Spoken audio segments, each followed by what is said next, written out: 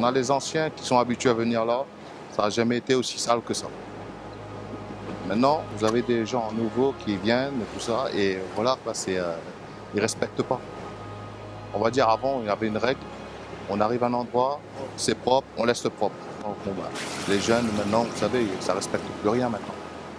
Moi, je vais au contact des pêcheurs maintenant depuis 15 jours pour leur annoncer les vêtements.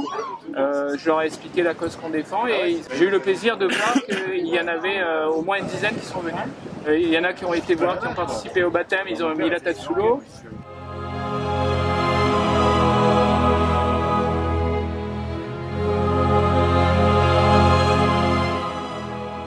Donc le but c'est de nettoyer le Cap Laoussé grâce à des plongeurs, notamment des plongeurs bouteilles, mais aussi des apnis, les fonds marins. Donc enlever les fils de pêche qu'on peut retrouver autour des coraux. Alors, on peut retrouver, j'ai arrivé à retrouver des bicyclettes. Vous avez des bicyclettes sans roues ou avec roues.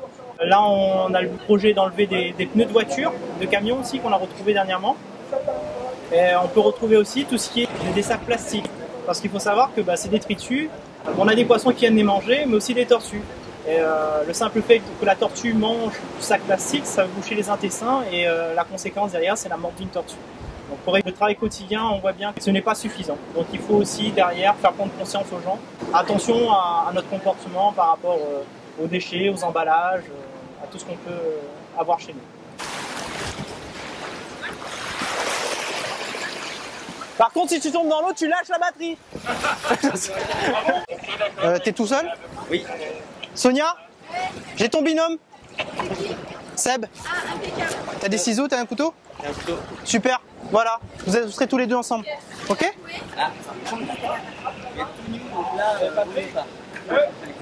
Voilà, après, c'est pas tirer sur les fils parce que ça arrache les coraux. Okay, donc c'est vraiment couper les fils et voilà.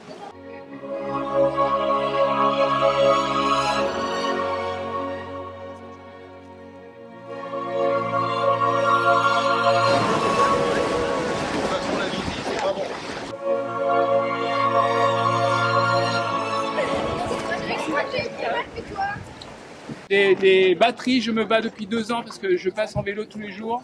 Et les batteries, je les prends sur la plage, je les emmène sur le muret. 2 jours après, elles n'y sont pas, donc je pense qu'elle a été ramassée par des services compétents. Et je me rends compte donc qu'elle a été rebalancée.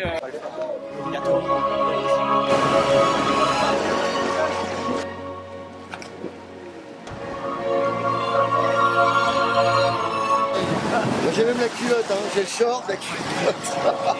J'ai un peu de tout là. D'ailleurs.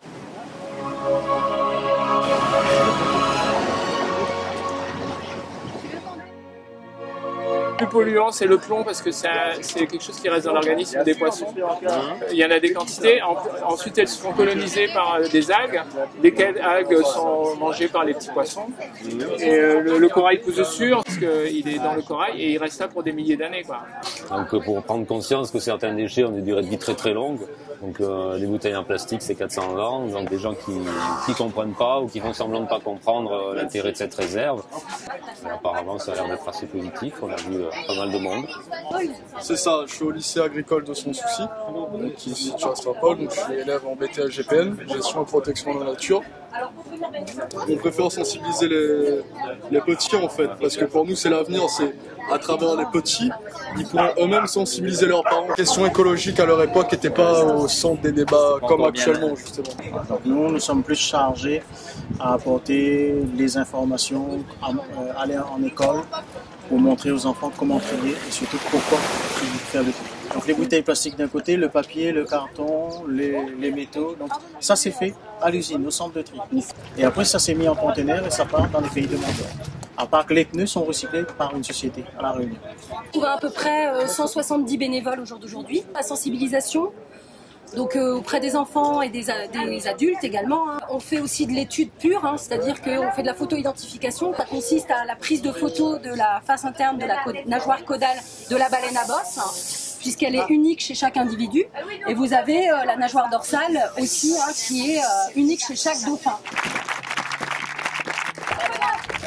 Merci. Non mais c'est merci tout le monde. Bravo.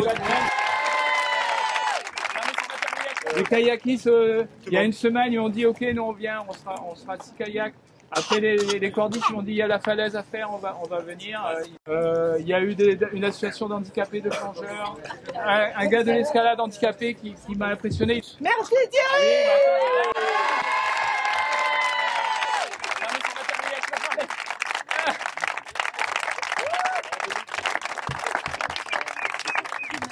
Non mais c'est gentil. Je vais réussir à prendre un peu de courage pour causer un peu, mais elle casse mon élan, elle casse mon élan.